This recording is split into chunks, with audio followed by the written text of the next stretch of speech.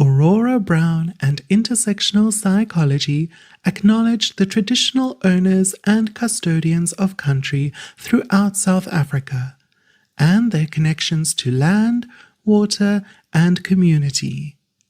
We pay our respects to their elders past and present, and extend that respect to all Indigenous people listening today. Intersectional Psychology.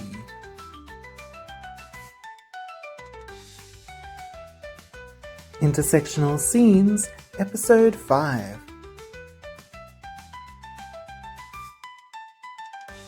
Inside Out 2015. Keeping Riley happy all day long? Hosted by registered counsellor Aurora Brown, with special guests educational psychologist Marlize Labuschagne and neuropsychologist Altay Turan.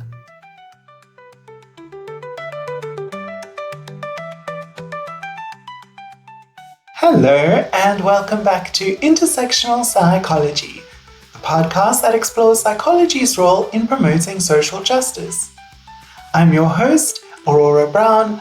I'm a registered counsellor. How are you doing as we get closer to the end of the year? Today, we have another episode in the Intersectional Scenes series in which we analyze the representation of mental health in media using the Fanon test.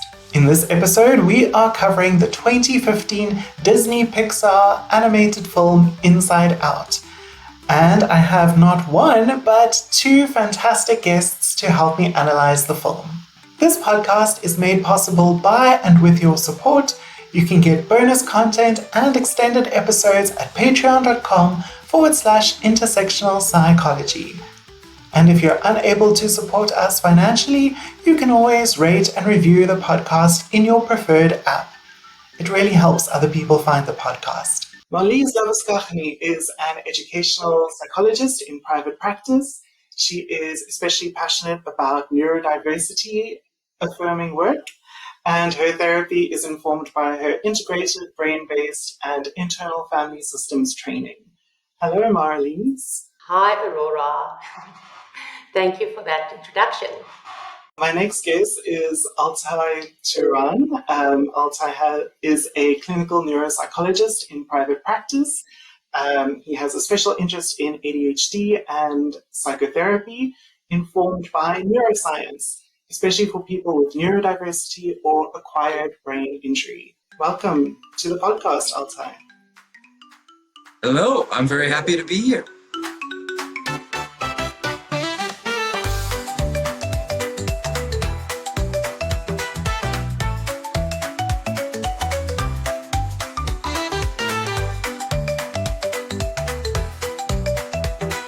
All right, so let's start with, what is your relationship with Inside Out?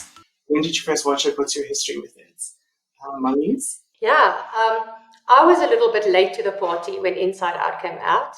And I only watched it in 2020 when it was the lockdown and I had lots of time on my hands. So that was the first time I watched it.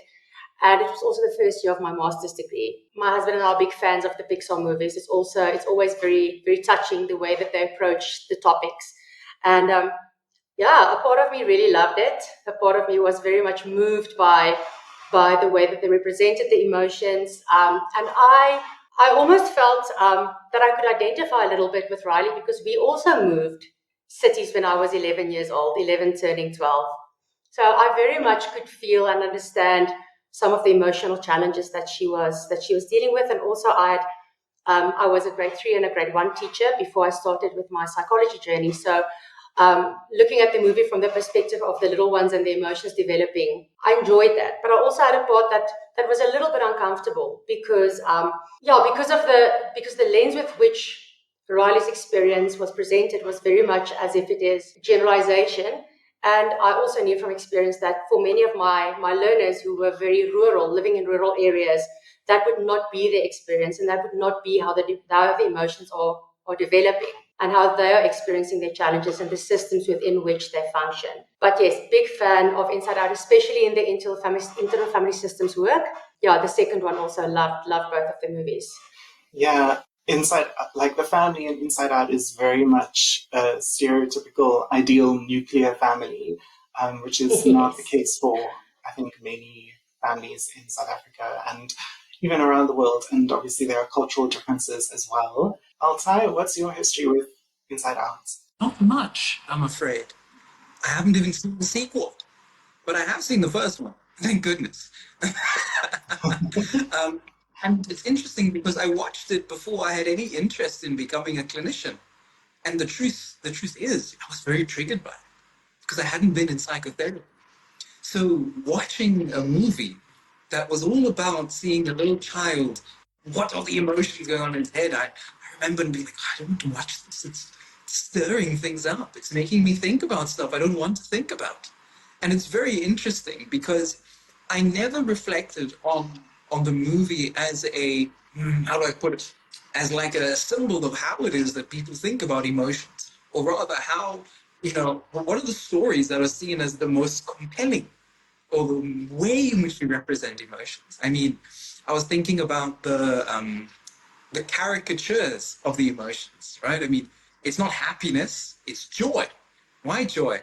The choice to portray them, the gendered portrayals of the characters, that was quite striking. I remember, I would say I enjoy the movie, and I think it's very interesting, but I also think there's a lot to discuss and a lot to talk about. Absolutely. I'm looking forward to unpacking it all. I think I'm pretty sure I saw this film at the cinema when it came out. Like, it's very much the kind of thing that I would go and watch. I know that every time I've watched it, it's made me cry, but I don't have like a specific memory of the first time that I watched it. But yeah, Marlize, so we moved from an irrigation scheme on the Eastern Cape to, the West Coast of Cape Town when I was 6 years old, not 11, but 6. And that, like, the little visual of their journey across the United States was very triggering for me because I remember, like, when we moved, like, we came from an irrigation scheme, which was literally the whole job of the little village was to produce water for the neighboring farms. And so it was very, like, lush and green. And the year that we came to Cape Town was like going through a drought. And it's like family law that as we were driving into the area where we now live, I like looked out the window and I was like, we're moving to the desert. And I was horrified. So yeah, watching them drive through the desert was triggering for me. But yeah, I love the movie. Okay, so now we'll head into the recap.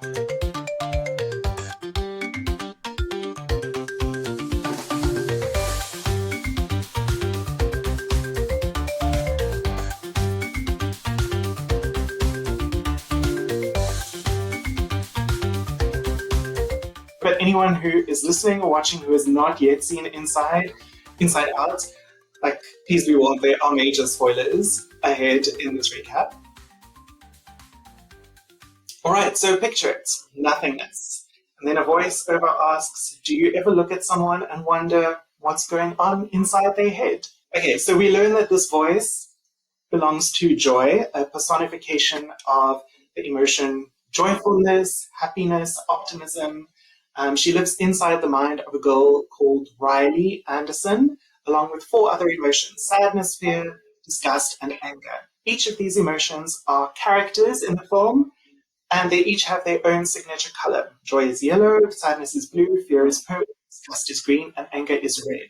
Joy, sadness, and disgust are also female coded, while fear and anger are male coded, which is interesting. And also, I think you touched on this when you were talking about form. So we learn that these 5 emotions influence Riley's behavior from a room known as headquarters, which kind of looks like the cockpit of a spaceship with a huge screen or a window that shows Riley's field of vision.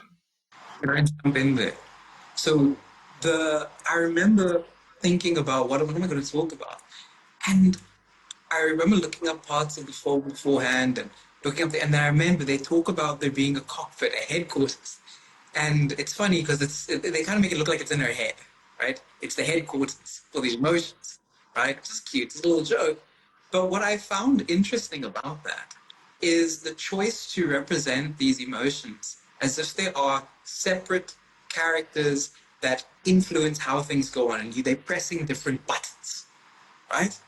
And the irony is that somewhat there's an idea there, your emotions kind of direct your behavior and how you do things. But neuroscientifically, the location per se of emotions seems to actually be the basement. It's the lower brain structures. And the reasoning behind this, we can never know for sure, but a simple way to think about it is that if an organism, develops the ability to feel, I mean, hey, that's really useful, right? And so if you think of the lower parts of the brain as being, let's say, the first to develop, if you look at mammalian brains, right? Almost all mammals have the same, relatively similar, like lower brain structures. Cows, rats, dogs, probably dolphins too. And there's this idea that at some point we all develop these very basic ideas of how to feel in relation to the world and how we feel in relation to the world. And it starts at the bottom and kind of rises up to the top. And the top tries to go, oh, well, we're getting signals from the bottom. What should we do about it? And I thought, I don't know if I understand why, trying to make a neuroscientifically accurate model of the brain for an animation is a bit of a challenge. I'm not sure I like the idea of there being a headquarters of the emotions at the top directing things. I kind of wonder what it would be like if the emotions were sending signals up to the top, kind of panicking, going, okay, we need them to do something like this. And they don't know what's going on because the boss at the top just does something that may or may not be in line with what they're doing. It's an interesting idea I just had. So we learn that these 5 emotions, okay, they're in headquarters, and each of the emotions serves a particular function. Joy wants to keep Riley happy, fear keeps Riley safe, disgust helps Riley avoid physical and social poison, and anger makes sure Riley is treated fairly. But at the start of the film, our narrator, Joy, isn't really sure what sadness's function is. Joy feels very uncomfortable around sadness. She tries to limit sadness's influence, perceiving her as an unnecessary burden on Riley. So Riley is a generally happy child, so Joy is positioned as the leader of the emotions. But we see later that sadness is the lead emotion in her mom's headquarters, and anger is the lead emotion in her dad's headquarters. So Riley's experiences are recorded as memories that are contained in shining orbs. Each orb is tinged with a color of the prevailing emotion in the memory. So, for example, quote unquote, happy memories are stored in orbs, the yellow color of joy. Every night during the REM phase of Riley's sleep cycle, her memories are consolidated and sent from headquarters to long-term memory. In the film, long-term memory is depicted as like a massive maze of shelves like a library or an archive. Especially powerful and emotionally significant memories are encoded as quote-unquote core memories, which become foundational aspects of Riley's identity. Yeah, it does. The thing that, it jumps out to me there, the first thing is about memory, because this idea of memory as an archive where there are books stored and pieces of data and you go there and collect it out, that's the memory. It's a very useful model of memory, right? And that's the important thing. Like our colleague Marlize has explained, it's wonderful to have our metaphorical systems to describe it. Even neuroscience is still, it's just one kind of metaphor for all these very messy and complex and exciting things.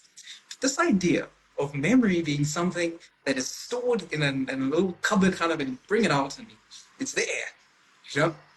I do not enjoy it.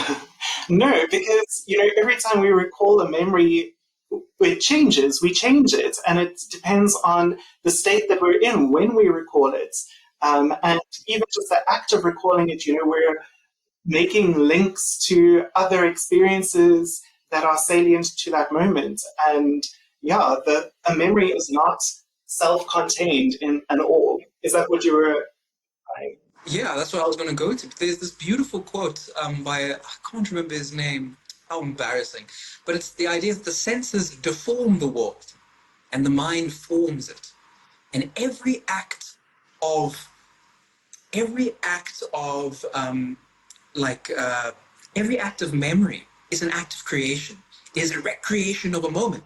And I mean, that model, that makes a lot more sense to me. There's also research about how when certain people recall certain memories, you can see different parts of the brain lighting up to influence it. It kind of relates to how, when people smell a certain thing, oh yeah, that's my mom's cooking. Oh, and if they're far away, oh, I miss my mom. Maybe they hate their mom. They're like, oh, fuck, I'm thinking of her again. Right? Like, emotions are constantly recreated in different ways and exciting, interesting. But a self-contained, isolated memory, ooh, not sure I can gel with that one. And the other thing is there is like, what about unconscious memory? What about the memories we don't know we have, right? No neuroscientist, I think, would take issue with the idea that there are memories that we use to think about the world that we don't consciously declare. I mean, for anyone listening, can you remember someone teaching you how to, for example, how to put on a shirt, how to put on a shoe, a sock? I mean, you're not born with the knowledge of putting on shirts. I mean, we're born with certain kinds of instinctual drives and how to do stuff. I don't think it involved, putting clothes on. Yet we act on that memory. So that brings up like the topic of implicit and explicit memory, and like what they cover in what they call memory in the film is only explicit memory. They're like episodic memory that we have stored. And implicit memory is all of those, speaking and moving and all of those like things that we recall without even, being conscious of it. Sorry, what I found interesting as you go around that was how they represented the subconscious as this very dark place. And the only thing that is found in the subconscious is Riley's fears. And with you mentioning now about these experiences and these memories that we don't know where they come from. Maybe a better representation would have been, maybe there in the shadows, the subconscious memories, the things that we don't remember, but that played a role in who we are and in our development. Mm-hmm. I mean, I think what also could be a useful articulation of that is that, the idea of what we call memories that we can declare and non-declarative memory. There are people who get brain injuries that actually dissociate them. There are people who struggle with accessing their declarative memories, but their non-declarative are fine. So we had I was mentioning these core memories, and they fuel the 5 floating islands of Riley's personality. And far below the bridges linking headquarters to the islands of personality is a deep, dark canyon known as the memory dump, which is where forgotten memories are discarded and fade to non-existence. Now, at the age of 11, that's all basically like the setup. Now we're getting to the actual plot. At the age of 11, Riley and her mom and dad moved from Minnesota to San Francisco for her dad's new job. So when Riley starts at her new school, she's like already feeling shooketh. There's a lot of change and difference that is making her dysregulated. When her teacher asks her to stand up and tell the class a bit about herself, we see the internal process as Riley recalls happy memories of her life in Minnesota. But sadness reaches out and touches these memory orbs, changing their color from Joy's yellow to her own blue, which is like that memory reconsolidation that we were talking about just now. And Riley starts crying in front of her class, which creates her first ever blue or sad core memory. So all the emotions in headquarters start panicking. Joy wants to dispose of the sad core memory using a pneumatic tube, but sadness tries to wrestle it away from her. They knock the other core memories loose, which disables Riley's islands of personality. Joy, sadness, and the core memories are sucked out of headquarters and deposited in the maze of long-term memory. So anger, disgust, and fear are the only emotions left in headquarters, and they try to make new happy core memories. But instead, because they're not joy, their attempts cause Riley to argue with her parents and withdraw from them. As a result, her islands of personality begin crumbling and falling into the memory dump one by one. Meanwhile, Joy and Sadness try to get back to headquarters. Joy and Sadness bump into Bing Bong, Riley's imaginary friend from when she was younger. To get to the train of thought, though, they have to make a perilous journey. First, they go through Imagination Land, where the forgetters who sought Riley's memories discard Bing Bong's rocket into the memory dump. Bing Bong is very upset about this, which makes Joy impatient. She disconfirms Bing Bong's feelings and tries to distract him, and this does not help. I experienced joy almost as if she tries so hard to make everyone happy that it's almost as if she brings a bit of toxic positivity to the situation. Every time, so when they move to the new house and all the other emotions are confused, she tries to show them, I'm going to take charge of the situation, I'm going to fix things up, and then she addresses them as team happy. So every time she comes and she tries to, and even though the intention seems to be to make everyone happy, it's obvious that she's uncomfortable and her discomfort is causing this toxic positivity and really not solving any of the issues. No, exactly. And she definitely sees herself as the most important emotion. I mean, she's also the teller of the story. It's from her perspective, so she's got a little bit of main character syndrome. 100%. Yeah. I also find the idea that like there's one central emotion in charge of stuff. It's a great way to try and tell a story about it. But it's interesting the kind of story that gets told. It's kind of like a hero's journey. There's something to save. Oh no, a memory has gone into the thing. Now I must get on the train and I've got to go through a journey and find something. Also, a train has stops. It goes on schedule. It needs to go on schedule. There's someone who conducts it and drives it, right? If memory of anything, it's more like a terribly murky ocean that sometimes becomes a mountain and sometimes it becomes one thing or another. It's so undirect. It's like you can direct it sometimes to form something somewhere or somewhen, perhaps. But it's much more miasmic. It's very hard to get a grip on, right? But the ideas about how it's like the main thing we want to do is be happy. I mean, it feels like Joy is a very anxious person, you know? They've got a lot of Actually, like yeah. anxiety, yeah, about trying to sort things out. Let's keep everything happy. And what I wish is that the movie had a critical perspective on this, on what it means to constantly be someone who is happy. It comes in a little bit towards the end about the importance, like why is sadness important? But the worry that I have about a child or someone watching this movie, and it really is quite a tearjerker at points, right? The idea that our emotions are these discrete characters coming from very like they never come together into one entity. I brought it up in the icebreaker earlier, but there's this guy Jaap Panksepp, those listening, and they were I think they're Estonian, a very famous affective neuroscience. He was an effective neuroscientist too, but affect refers to emotion in psychology, listeners.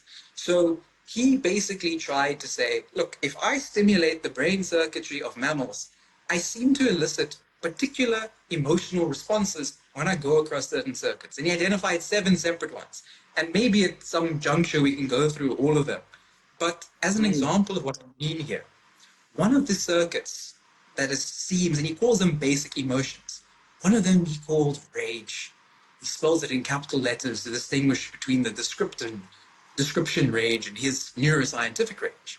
But the idea was that when that circuit gets fired up, animal's teeth bares, the blood starts pumping, veins start popping, and it wants to break and destroy something, right? Get rid of the thing that is affecting my ability to satisfy my desires. I need to do something, and I can't do it. What do? I destroy the thing that's trying to prevent me from meeting my need. But what happens when you can't destroy that thing?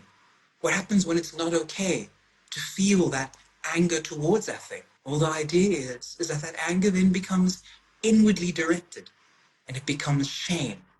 Shame and guilt is inwardly directed rage. Inwardly directed, I can't solve that problem. I can't fix it. And it's experienced, oh no, it's because of me that I can't do this. And now I feel a bit shit about myself and I'm going to be a bit angry with myself. Yeah. And I wish that there were more stories that try to give a malleability to our emotions, because the emotions, they feel valenced. Like, joy is a good emotion. Sadness is a not so lekker emotion. And I think that I mean, like at the beginning of the film, like they try to explain, okay, anger tries to, he cares that everything is fair for Riley. And they try to explain, like, or to give each emotion a point and a function and a purpose and to, like, equalize them. But then the rest of the movie doesn't treat them as equal or as equally important. And the second film, I watched it just out of interest when I was preparing for this episode, but it was the first time that I'd watched it. And they do add more characters, like more emotions, but it's also, yeah, I think these films really, they start the conversation for children, but we need to have the skills to be able to continue those conversations and to bring in that, those nuances that Altay is talking about. Okay, so Bing Bong is sad, yes. Sorry, does someone else want to say the you know the in the same way that Marlize is a family, you said you really enjoy family systems therapy. I operate from something called it sounds complicated, like all things psychological, psychodynamic psychology. Psycho, mind, soul, right? That's what psyche means. Dynamic, the ebb and flow of things. I try to work from a perspective that says I have a model of the mind and I try to understand its dynamics. And there's really just three things. First one, I made a note because I knew I would get nervous. We're not a blank slate. We're born with a set of innate needs. And, concepts, ideas were like those innate needs. Those are expressed and felt as those emotional circuits, those things that we feel them, right? And the main task of mental development is the second one, is to learn how to meet those needs in the world, what these emotions seem to be telling us to do, right? Fear says, oh, I've got to get out of here. Anger, rage says, oh, I've got to destroy this thing in front of me. Seeking, it's curiosity, I've got to explore, I've got to find something, right? And the third thing is that most of the meeting of those needs, they're executed on the basis of memories that are both declarative and non-declarative. And in fact, it's mainly the non-declarative. It's mainly the things that we're not aware of, or rather we are aware of them only at the tip of the iceberg, so to speak. Right? No neuroscientist, I think, would take issue with any of those claims. But the model of the mind in this movie is one rather where emotions, rather than being something that pushes us to do something and then somewhere we try to compromise between their demands, it's one where one emotion dominates everything and says, we're going to do this, this, and this. Maybe that's what some mental disorders look like. I'm not sure. Where one emotion perhaps takes primacy over the others. That's an interesting perspective. Yeah, Where it's like absolutely. only able to meet one desire, right? Not to diagnose Riley with anything yet. But Not yet. yeah, we'll see when this comes up later. So Bing Bong is feeling sad. Sadness sits down next to Bing Bong, listens to him, empathizes with him, and allows him to feel his feelings, which makes him feel better and ready to go on. And this amazes Joy. And for the first time, she realizes that sadness might actually have a purpose after all, even if she doesn't really understand how it works yet. So they continue towards the train of thought, now crossing the new space of abstract thought, which is still under construction. Joy, sadness, and Bing Bong finally make it to the train. Yeah, abstract thought is also not a specific region in the brain. No. But No. it is, like, it's not something that I knew anything about before, and I'm sure, Altay, you do know more, and Marlize, you as well. But I looked it up for this specifically, and they do say that abstract thought kind of starts developing around 10 or 11. So I think That's the why way it's that under they get to construction. this area, sorry, That's why it's still under construction. exactly, yes. So their depiction of it is quite good. Back in headquarters, Anger convinces disgust and fear that Riley will be happy again if she goes back to the place where she was happy. This idea is depicted as a light bulb that Anger screws into the HQ console, which leads Riley to decide to run away to Minnesota the next day. Meanwhile, in long-term memory, just as the train of thought gets to an island of personality, the island collapses along with a bridge linking it to headquarters, And this also derails the train. So Joy tries to ride a recall tube back to headquarters with a bag of core memories. But the ground below the tube collapses. Something that I found very interesting, Aurora, I don't know if you noticed that, was that it seems as if the islands fell apart every time after anger made the final decision. I'm wondering around the message that sends, that anger is not good, anger is not healthy, anger is not a constructive emotion. So it's almost as if it's expected, and not only in the movie, I think it's something we see in society, it's expected of us to be happy. We have to be happy. We're not allowed to feel anything. And I think especially we're not taught to be angry. And I'm thinking specific around the way that women are raised, that girls are raised, around you're not allowed to be angry. If you are angry, you are bossy. You're a bitch. You're not allowed to be assertive. What the movie is showing is that, her anger is being directed in a non-constructive way, but it isn't showing what a constructive outlet for that anger would be. Yes. Which is a problem. Yes. Yes. Like, I'm thinking about that scene in the film where I think it's the end of the first day and Riley is like very upset and she wants to kind of talk to her mom when her mom comes to say goodnight to her. But just before Riley could say that, her mom is like, through all of this, you remained a happy girl. And yes. that so much pressure. So much flippin' pressure. Like, I mean, her parents are not bad parents, but that was an unfair expectation for her mom to put on her, to be this happy girl, to make things easier for her parents. It's a responsibility that's not age appropriate. It's not her responsibility to keep the family positive and together. And I also think about, in this country, the amount of like horrible things that are put upon people simply because they exist as women or are assigned female at birth. Anger. It is an important emotion to know when you are being wronged. And so many times, even the flip side of men who are angry, who reduce all their anger into all their emotions into anger. Joy, Bing Bong, and the bag of core memories fall into the deep cavernous memory dump. Sitting in the memory dump, Joy replays one of Riley's core memories. It started out with the sad event of Riley's hockey team losing a game because she missed the winning shot. But the memory turned happy when Riley's parents and friends comforted her.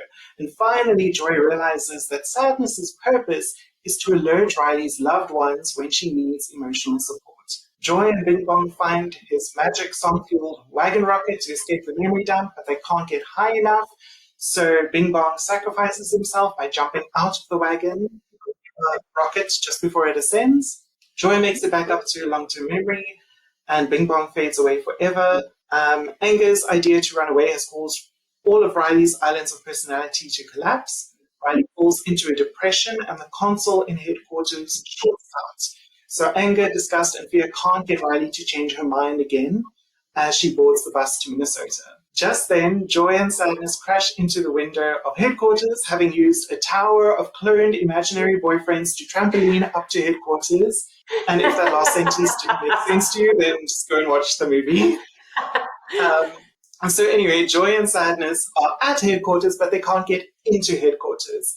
So disgust rage baits Anger into a full-on meltdown because Anger's character is kind of like Hades in the Disney movie Hercules, in that the top of his head is fire, like literal fire, not Gen Z fire. And the angrier he gets, the bigger the flames.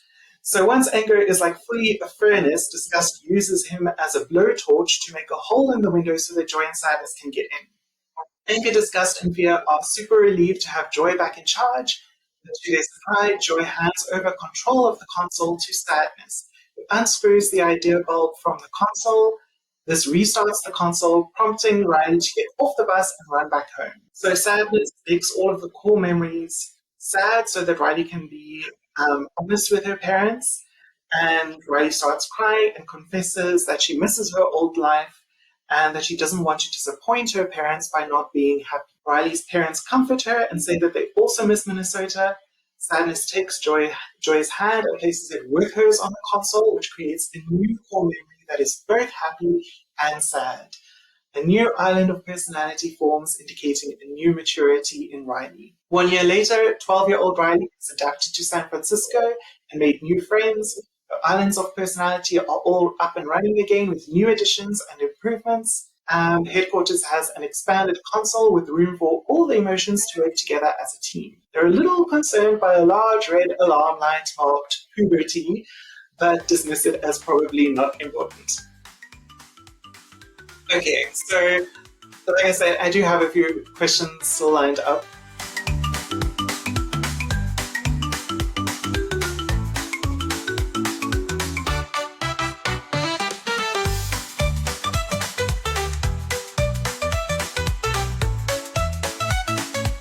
We've covered a lot already.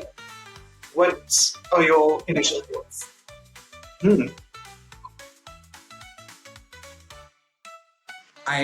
I wanted to say this from the beginning, but the entire movie has an assumption that the mind is a kind of machine, an enormous elaborate machine with a console, with circuitry, with pneumatic tubes, right? And it's interesting because for a very long time, psychology and neuroscience and the sciences in general tried to move away from thinking about the mind till the introduction of computers. Because suddenly then, wow, we have a great metaphor for memory. It's storage of things, ones and zeros, neurons firing and not firing. Oh, Marlize, sorry, first, do you want to add any initial thoughts before I go into the questions? I had one, but now I lost it. No. I think because of my experience and my history with younger children and working in primary school with the little ones, I very much enjoy the movie as a starting point, as you said, Aurora, starting point for discussing emotions for the little ones to see where it is and then growing from there. And I think, again, just in terms of the development of the little ones and maybe my own emotional bias, I found it very sad. I found it very sad that Bing Bong had to sacrifice himself for Riley to grow up. So the imagination, the imaginary friend, almost the innocence of being a little child, the freedom of making up what you want to do, the freedom of going to this little world where you are in your own, you're doing your own thing, having to sacrifice that for Riley to now grow up, to learn how to integrate the emotions, for the red puberty button to pop up. That's sad. I just found it. I found it to be a loss, almost the loss of innocence. Absolutely. It's like a loss of play. The loss yes. A loss of play. And there's nothing more serious than yes. Exactly. And it feels like the older we get, or certainly as we're growing up, the older we get, it's almost like the adults around us make our world smaller and smaller and smaller because they keep imposing these rules and these norms and these, all of that imagination is kind of boxed in, and you suddenly can't have a cotton candy elephant dolphin because that doesn't make sense. Like, that's not a real thing. Yeah. So you have to get rid of it, and it is a loss. You have to fit into Also, the I was little box that is expected. There are many different theories about how emotions develop and operate in the brain. I'm thinking particularly, so there's the classical view, like Paul Ekman's basic emotions theory. You've mentioned Jock Panksepp's affective neuroscience. There's also Lisa Feldman Barrett's theory of constructed emotion, and then Dan Siegel's emotion as shifted states of integration. Does Inside Out adhere to any of these theories, and how so? I mean, the issue is that I'm not intimately familiar with all of those as much as some, right? The thing is, I wouldn't say that you're looking at a cohesive, so I say this with a pinch of salt, like I don't think we're looking at a cohesive representation of any of those models, right? But I also think that's a good thing. Freud, Sigmund Freud, the controversial figure, they once said, if I can't remember it exactly, but they said it was someone talking about his discovery of the unconscious, and he responded that he did not discover the unconscious, for wherever his path took him, he found that a poet or a writer or an artist or a musician had been there long before him. And these models of emotions, they are merely models. They are figures of speech. They just happen to be drawing on lots of certain kinds of evidence. And some are more useful in certain contexts, some are more useful in others. For example, Feldman Barrett's, I've seen a lot of very interesting work that talks about their use in social settings, right? I don't believe in an unbiased perspective, but I believe in admitting bias. I'm very biased to Professor Panksepp's perspective on it. It makes a lot of sense to me to think of emotions coming about and suffering from them and feeling them and, them competing for space per se. It makes a lot of sense to me. Though what I think is the biggest error about emotions and the mind that happens in this movie is that when Riley is asleep, the train stops. Mm. The That's train when it does starts not moving, stop. right? Yeah. That's when the train gets on what's the word? Like gets on like It's the the Schnellbahn. That's what Yes. right? So You know, in the film, it's not like, so they have dream productions, which then creates like the dreams that come into Riley's subconscious. But in the film, those are completely dissociated from the reality of her day. It's And distorted. and the It's the emotions. lens they put on, right? They put a specific lens on it. I can't remember what it was, exactly. but they have everything, and then they put this lens, fear or whatever, and that distorts the whole picture. Yeah. Mm. But the idea that some of the emotions kind of witness these as totally separate things, when dreams are very emotional things, right? They're deeply emotional things. One thing about the idea that the mind never really stops, right? In fact, the activity of certain areas of the brain rely on deactivation of other areas of the brain. For example, dreaming relies on a kind of a disinhibition, an allowance for more florid and unusual things to happen, right? No, I don't think it aligns to any models of emotion, neuroscientific ones. I think that's a good thing, but I wish they'd come up with a better model of emotion, a story of emotions to tell people. Mm. I agree. Actually, I think Paul Ekman was one of the consultants on the film, one of like the neuroscience consultants on the film. And the fact that they have these 5 primary emotions does seem to, it is more like in the flavor of his basic emotion theory.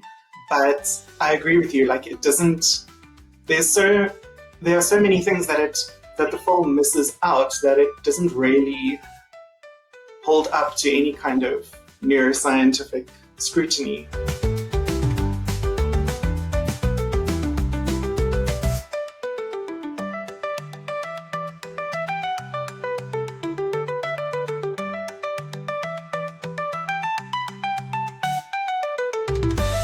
Marlize, there are also many different models of child development and developmental milestones.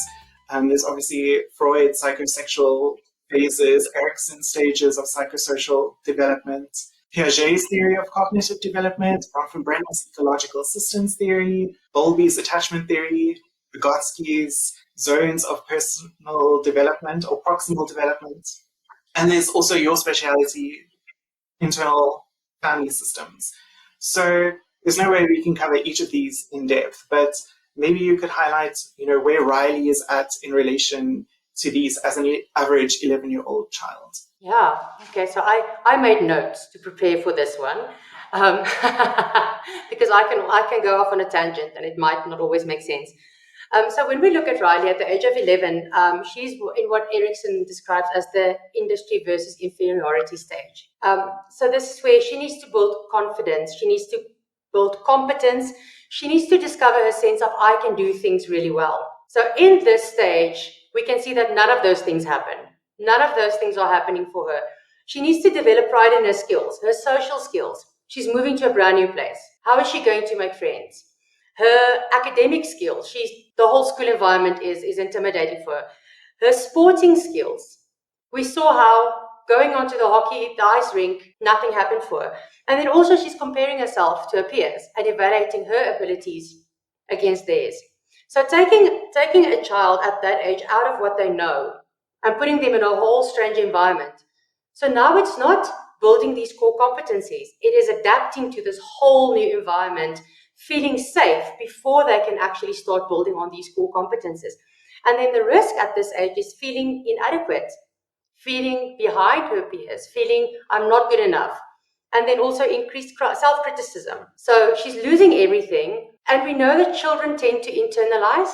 So Riley's experience very likely is not because of these circumstances I cannot reach these goals. Riley very likely is saying or feeling to herself, I am a failure, I'm not adapting, I am less than. And then when we look at it from an internal family perspective, yes. I was thinking about this as well, and like the islands of personality, it always made me think like, okay, she's already achieved all these competencies in the industry versus inferiority stage, and it's almost like this move, it felt to me almost like it catapulted her into the next stage, which was identity versus role confusion, and now all of those competencies that she had have kind of like crumbled away because she's in a new environment and she doesn't know who she is in this environment. She doesn't know where she fits in. She doesn't know like what her role is at school or like. That's just another perspective. That makes a lot of sense. That makes a lot of sense. I think for me, the way that I look at it is that it's almost as if she regressed in competence because of the new environment. So yeah, both of those make a lot. But I like what you said also. Just who am I when I am in this new role, and almost like losing what she had, so she can't really settle and find herself. I was building on what you'd said. I mean, earlier when I talked about the, feelings, demand upon the mind to work, personalities, how do I then satisfy those feelings? Her competencies and how I satisfy these things, they're not working like they used to. It's a dissolution of self there. My personality that I've had isn't allowing me to feel these emotions that I'm feeling, right? Her personality had to develop into one that is able to incorporate the sadness that she has. Bro? Yeah. I'm just looking at my notes now, Aurora, and one of the things when we look at identity versus role confusion is to be able to rely on your peer groups for belonging. So Riley, her peers are going on with their lives back home. New people are joining the hockey team, they're having new experiences. So for Riley, there's no one for her to rely on to help her find her place. And that's a lot of and she tries to run back to those peer groups that she knows. Yeah. What was the next thing that you wanted to say?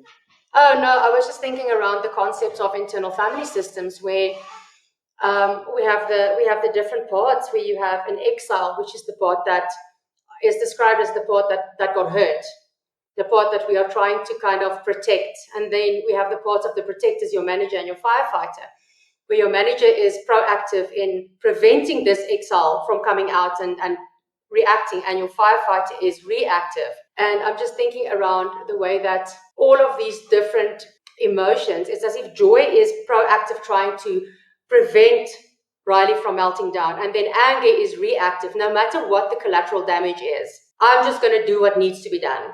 I mean, we can have a whole discussion ironically, about the firefighter is starting the fire. Yes, exactly.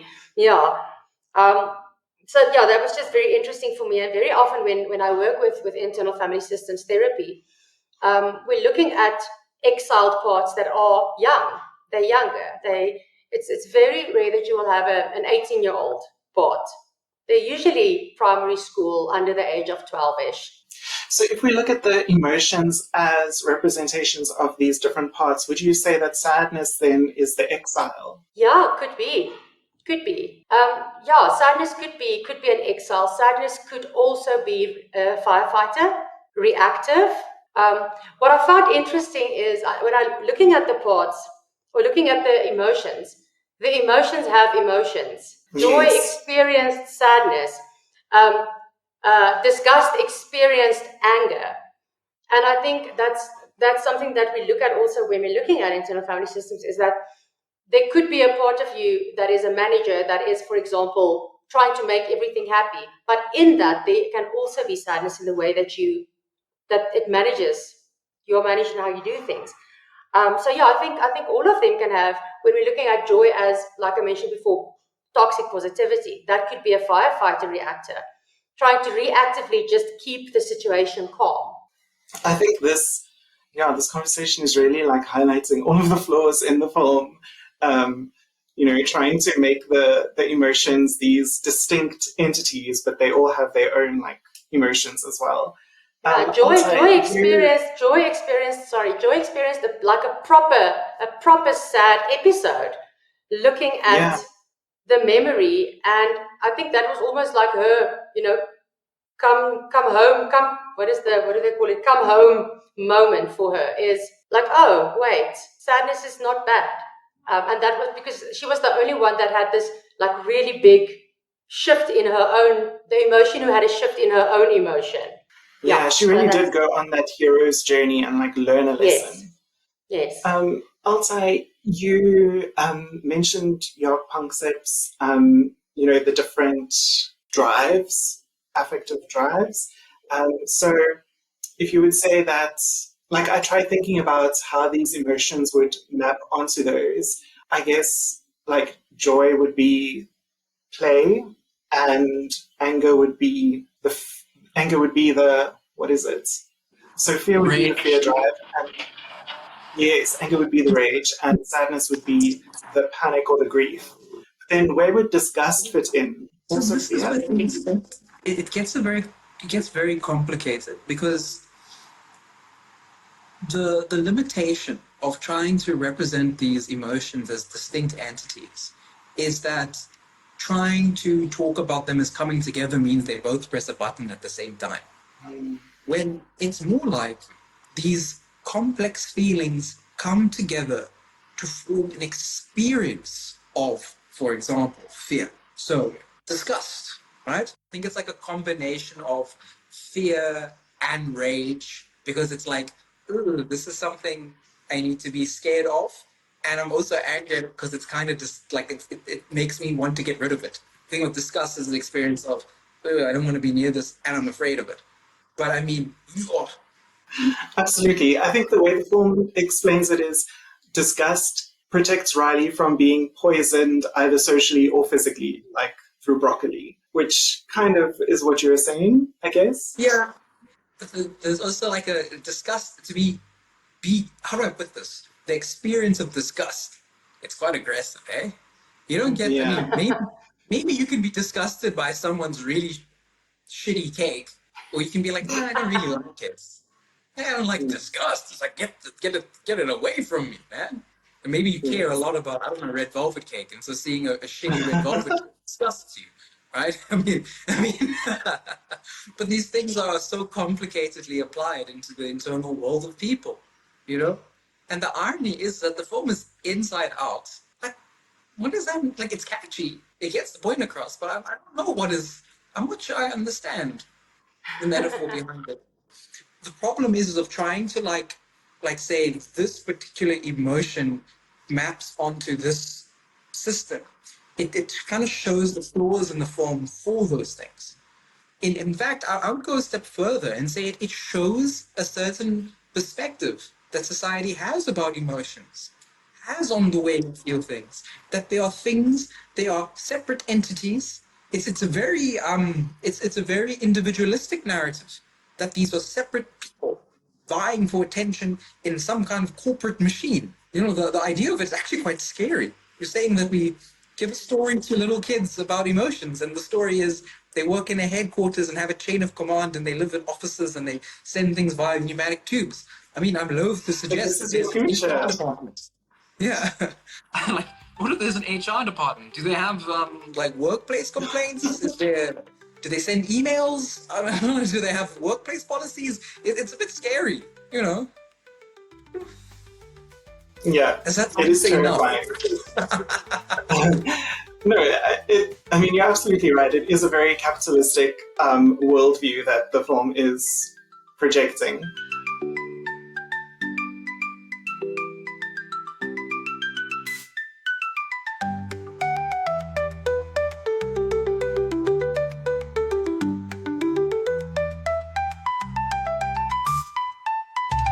Okay, so now it's time to rate Inside Out on our 5-point Fanon test for mental health representation in media. You can think of it as Bechdel test's psychological cousin, and instead of focusing on gender, it zooms in on the presence or the quality of mental health representation. So it's named after Frantz Fanon, the West Indian psychiatrist who developed our understanding of decolonization and the psychopathology of colonization. The test consists of 5 scales, each with 1 question contributing 1 point, leading to a total score out of 5. Each scale of the test is also named after a thinker who has contributed profoundly to decolonizing and intersectional approaches to mental health and society. So we're going to go through the test 1 scale at a time. How would you rate it on the following scales? Firstly, we have the Cooper scale, named after Satisvian Cooper, the South African clinical psychologist and anti-apartheid activist. The question for this scale is, are mental health phenomena depicted and named with clarity? Who would like to go first, or would you like me to go first? I would, sure, a mental health phenomenon. Got to wrap my head around that part. I mean, do they ever name something like depression or anxiety or, I don't know, emotion? So for me, it was kind of like when Anger put that idea light bulb into the console and Riley accepted it and made that decision to get on the bus, and she got onto the bus. Like, the whole console went dead, and it felt like that was a representation of depression because they couldn't make her feel anything. Like, the emotions say, we can't make her feel anything. And I think emotions and memory and the subconscious, all of these things do count as mental health phenomena. But the question is, do they depict them with clarity and accurately? And we can give like quarter points, half points, a third of a point. I think the way that we've spoken and Altay's touched on it quite a few times is that it's very much simplified. And I think if you look at your target audience as younger children, then I would say, if we don't think about the scary thought of people living in our heads, then I do think that it might, for the younger children, give them a sense of emotions a bit clearer, a concrete way, because younger children are still very concrete. So a more concrete way of looking at my emotions, of looking at my memories.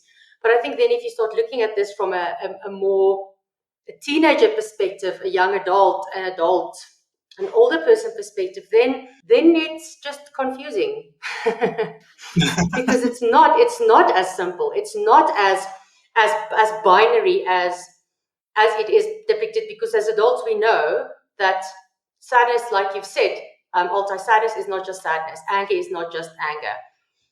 So from my side, I don't know. Let's see what you guys say, and then we decide. Sure. I don't think I can give a good point for this one, eh? Maybe, I mean, it's something. I mean, it's Inside Out. They're showing an expression of, acting out, externalizing behavior. But it feels like a film about emotions rather than a film about mental health, if that makes sense. So, Yes, I agree with you. I think maybe if they had. Sorry, Aurora. There are few films that are actually about mental health. I think the way a way of looking at the scale would be to look at, okay, what is happening between the relationships in the film, between Riley and her parents and the people at school, and how is she behaving in the world? Are we seeing any mental health phenomena there, like maybe depression or... I get what you're saying. Okay. If I look at it like that, which makes a lot more sense, the whole film seems to be about Riley trying to come to terms with sadness. It's developing her ability to feel and experience sadness, which is, you could call that a mental health phenomenon of regulation. You could call it the mental health phenomenon of growing up, of, maturing. In that sense, I would give the film a 1 then. It's got is it 1 to 5, or is it it's either a 0.5 or 1? Yeah, it's either like a 0.5 or a 2.25 or a 1. A 1 is the maximum, yes. Okay, and then I mean, if I look at it like that, the whole story is the story about that. You know, sure, it doesn't. I mean, thank goodness they didn't have something like Major Depressive Island, or Yes. that would have been terrible. My goodness. I think you'll enjoy the second one, Altay. I would enjoy to hear your thoughts on Inside Out too, because there are very interesting, more complex emotions there. So let's do another podcast about that one. And that mental health phenomenon aspect of it, like, oh, it feels like a very unmindful depiction of the mind. Like I know that they Yeah. try, they keep it. It's Like charming. I would give it a 0.5 on this Yeah, scale because it yeah. discusses like we said, emotions and memories and all of those things, and it does show what is happening. Like it explains kind of what is happening inside when Riley behaves in a certain way, but it also doesn't name things like depression It's very much or depicted, it doesn't and name those things, see the and depression it happening. oversimplifies things very Yes, much. yes. It's very much depicted, but it's not named. And if, for example, if a younger child watches this movie on their own, they're not going to know what's happening. And I think Yeah. quite a few older children might also not understand that there's a depression that is developing. Mm. So I yeah, watched it I'm with with my you on 4-year-old that. niece yesterday, and as soon as it was over, she was like, "Again, again," and it kept her attention the whole time, which is something. Yeah. Okay, so the next scale, the Hill-Collins scale. Okay, so sorry, we've settled on 0.5. Is everyone comfortable with that? Okay. So the next scale is the Hill-Collins scale. Are characters shown as whole people without stereotypes or diagnoses? This is named after Patricia Hill Collins, the first African-American woman to serve as president of the American Sociological Association. I mean, it's complex because they definitely do rely on stereotypes of what we associate genders with, for example, in the emotions. But it becomes complex because it sounds like a good score on that scale would be a kind of critical use of those stereotypes that we associate with them, you know? Like trying to think about what does it mean to represent an angry woman or an angry man, right? Um, but I'm not sure the film actually employs that critique carefully. For example, anger is dad's primary emotion. The goal, well, yeah, it's joy, and joy. Yes. They do show like anger in the mom's brain as well. It's not the primary emotion, but it like keeps bringing up the memory of the Brazilian pilots that they Yes. for the dad that they ended up marrying. I see Riley as depicted as a bit more multidimensional in the sense that we can see the different emotions, we can see the challenges that she's experiencing, having moved, coming from a secure place to a place of not knowing, a place of new broccoli on pizza, the scary city where she comes from a rural area. So for the purpose of the movie, Riley for me is depicted as more multidimensional. But I do agree that the emotions themselves are very, very stereotyped. Yeah, there's not, and then also the family. The family is a very narrow demographic. It's not a very, it's very middle class, heterosexual, nuclear family, able-bodied, neurotypical, economically secure. There aren't a lot of challenges in that family that make them outliers on some way or the other. And that for me is very much stereotypical, the way that they represented Riley's family. The dad is always on the phone, he's always busy. Mom is taking her to all of the events and kind of placating her. Yeah. So for Riley, I would say yes, but for the rest, no. Yeah. I mean, also, you also mentioned how, like, the primary emotions in the mom and the dad's brain, but even in Riley's own brain, you know, it's anger and fear that are coded as male, and then joy, sadness, and disgust that are coded as female characters. So that is also gendered and stereotyped. And I don't know, maybe it's because, and it's interesting that they have that mix of gender in Riley's brain, considering Riley appears, well, yeah, maybe it's because gender is a bit more fluid for younger kids. Like I see the necessity of it in trying to create a character that's going to be coded in one way or another. But it doesn't feel like the movie does it in a particularly critical way. And perhaps that's the nature of it. You know, it's a mass market form, mass appeal form made to appeal to as many people as possible, you know? But I have to say, the depiction of anger, when I watch that film, what I worry about is the minds of children who take the message, when I act in anger, I'm doing something wrong. And I think about how many, I mean, this country has many reasons for children to be angry, many reasons for children to feel like they have been wrong. And that's that message of, things kind of fall apart when anger, like anger kind of will lead to you not being able to fully like you regret the choices. Parts of your personality will dissolve away. Oof. Yeah. Yeah. Yeah.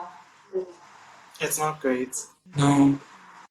I hear, like Marlize, I hear what you're saying about Riley being quite a multi-dimensional character, and she isn't a stereotypical girl. Like she's very sporty, athletic, and so maybe we give it a quarter point, 0.25. Is everyone comfortable with that?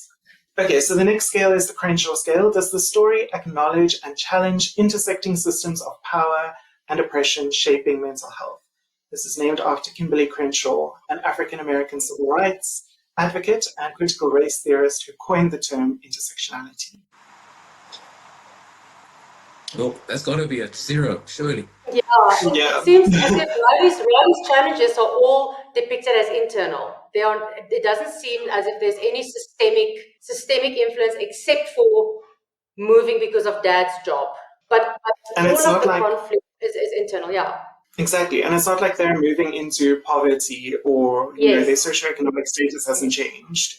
Yeah, so Yeah. I would also give it a 0. And I mean the voice cast of the film is also not very diverse. There's one person of color in the main like emotion cast. But also what I found interesting looking at diversity in the classroom though, diversity in terms of race and gender was a bit more diverse. Like you have a teacher who's a person of color and you have children in the classroom who are a little bit more diverse, but that was the only place where there was a bit more diversity. Exactly, I noticed that as well. So like the only characters of color in the film are all in secondary or service positions. It's the person, the server at the pizza place, Oh, I yeah. think was, and the teacher. So they're all like in service positions, which is not very critical of it's just reproducing the systems of power and oppression that we see in society. Okay, so the next scale is. I just wanted to bring up like there is some. I wonder what conversation we're having in the writers' room. Because did you say that the father tells the little girl, "We just want you to be a happy girl"? Does he say something I like think the that? mom said that, yeah. The mom says that. Yeah, you can see this memory of the movie is faint in my head, right? Maybe that's a personal projection. Oh my goodness! Wow. Anyways, the idea there, like, being like, there is like this thing of like, you want you to be a happy girl, right? There is like there's something about gender going on there. The fact that it is all internalizing, right? And it's the mind of a young girl says something. The idea that anger in her mind is represented as something that is so far from her, that is so masculinely coded, he's stocky and not a thin girl, says something perhaps about the way that anger is experienced. But the film doesn't seem to like build on those to give a nuanced or interesting perspective. It's kind of there as flavoring in the same way that the diverse characters are. They kind of just they're there. I mean, it's better than just having everyone, I guess, look like they came out of a 1950s fascist like handbook, like a little Aryan family. But I mean, it's nothing Exactly. really But too much. I feel like because of who those characters are, you feel like that's the only reason they put them there is because, well, Yeah. we can't just have a white city. So yeah, I agree with you. Like the next scale is the Childs scale, which is named after E. Kitch Childs, an African American clinical psychologist and a founding member of the Association for Women in Psychology. This question asks if it depicts mental health professionals or therapeutic processes, including Indigenous or informal ones, are these represented accurately and respectfully? I think. Go ahead. I found if there was no, I mean, there was no therapist depicted in the show, in the movie, but I did find sadness sitting with Bing Bong pretty beautiful in the sense that sadness was listening, active listening, validating Bing Bong's experience, giving Bing Bong some space to feel the feelings. I found that, yeah, I found that nicely well depicted, and then also I mean, it was very simplified, but the rupture and repair with the parents at the end, showing the vulnerability, the parents also then being vulnerable, where Riley breaks down and says, I miss my friends, I miss home, I miss, and the dad's like, well, I actually also, and the mom, where that rupture and repair of the family in that moment, I thought was also, again, very oversimplified, but a very nice depiction of that process. Yeah, I agree. I also thought of that moment with sadness and Bing Bong as kind of an informal therapeutic process of just, listening, almost like a lay counselor would. And I like what you're saying about the rupture and repair with the parents. And I suppose, we see how that repair kind of creates a new core memory of belonging and security. And I guess, the bonding hormone oxytocin is being released there, safe in the belonging of the family and the unit, which is back together. But the film doesn't talk about hormones, so yeah. Can you just repeat the prompt one more time? Like, how does it depict? So if it depicts mental health professionals or therapeutic processes, including Indigenous or informal ones, are these represented accurately and respectfully? And I struggle with the word respectfully. Like, I don't mean like, are they respectful to psychologists? I mean, like, is it empathetic? Maybe is a better word, or is it like, I don't know? Does it ring true? It's a difficult one for me to answer. I think because I'm glad this is a psychoeducational podcast, because the scope of what it means to be a practitioner is so wide, so different. As much as we have practitioners who validate, active listen, and do things, you have some who are defined by restraint, their abstinence, so to speak, and the more psychoanalytic side of things, right? You have people who are, even perhaps very directive. They do less listening than speaking. And it's hard for me to try and like locate that in the form. But I do see the kind of the idea that sadness is kind of listening feels like an informal representation. But the idea that that's what sadness is, wow, that's quite something, That's quite something. I try to when I talk about what therapy means, then again, everything I've said here is just my perspective, It's informed, but it's just perspective. But I try to see what would be a good representation of that for me is one that makes it look like it's curious.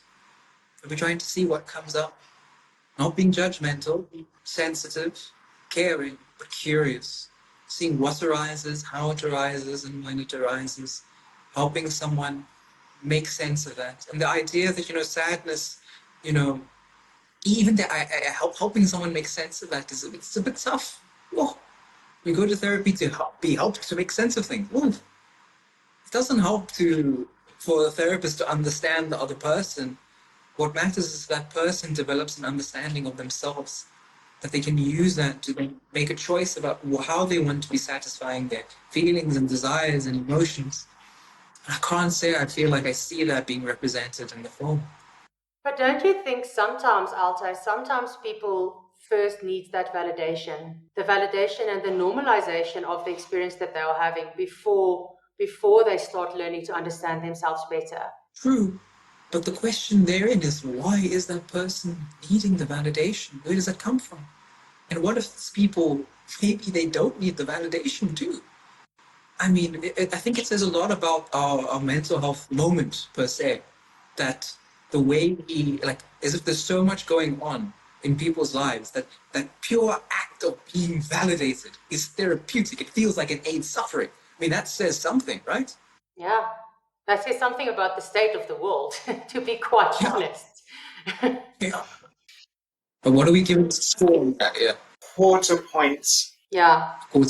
Okay, so the last scale is the Martin Baró scale, named after Ignacio Martín Baró, a Spanish social psychologist and the founder of liberation psychology. The question is, does the story invite meaningful engagement with ethical issues without reinforcing stigma? I think the film definitely invites meaningful engagement about the necessary function of all emotions.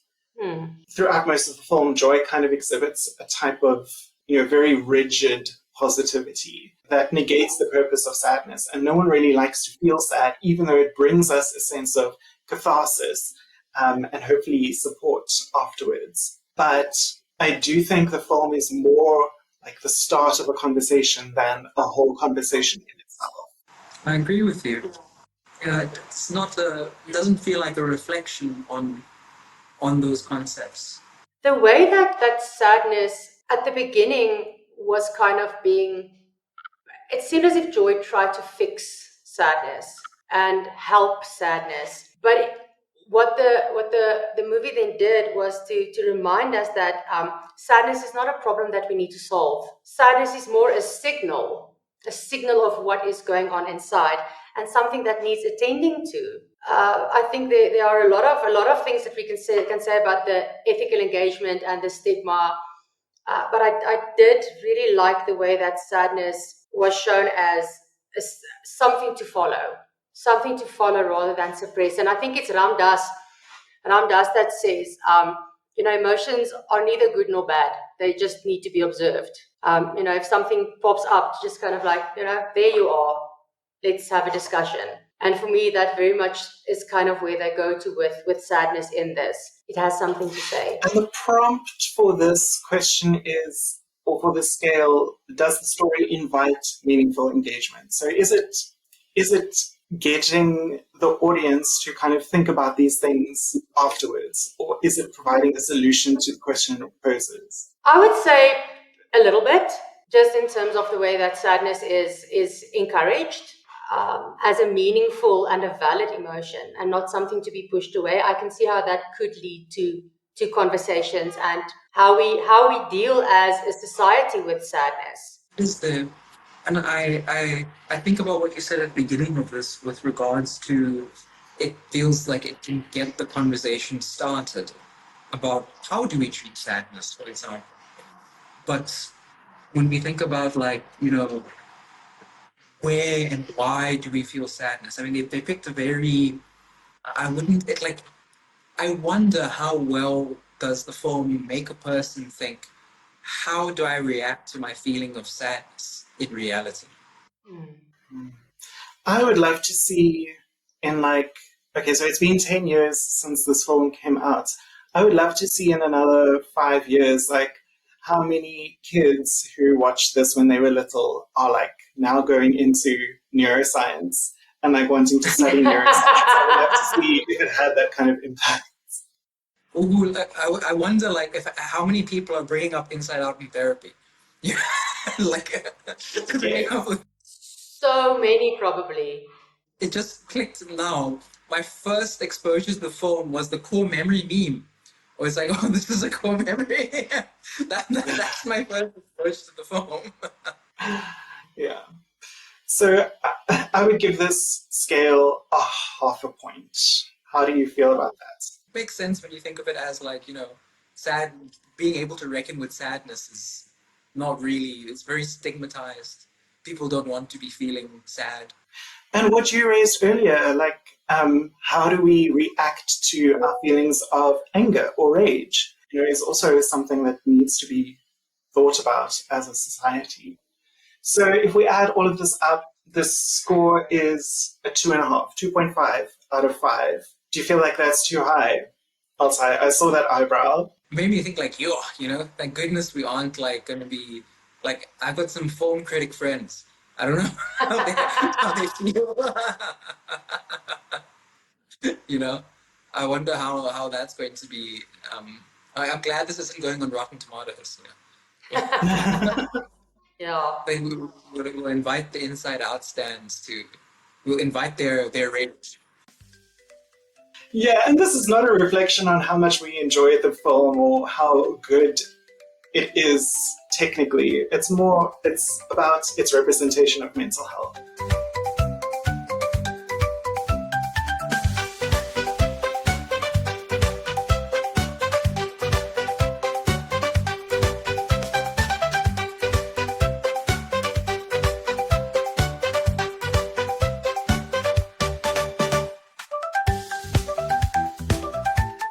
Where can listeners go to find out more about you and your work?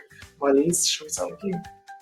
At the moment, they can follow my Facebook page, which is Marlize Labuschagne, Educational Psychologist, or our practice page, which is the neurodiversity hive.co.za.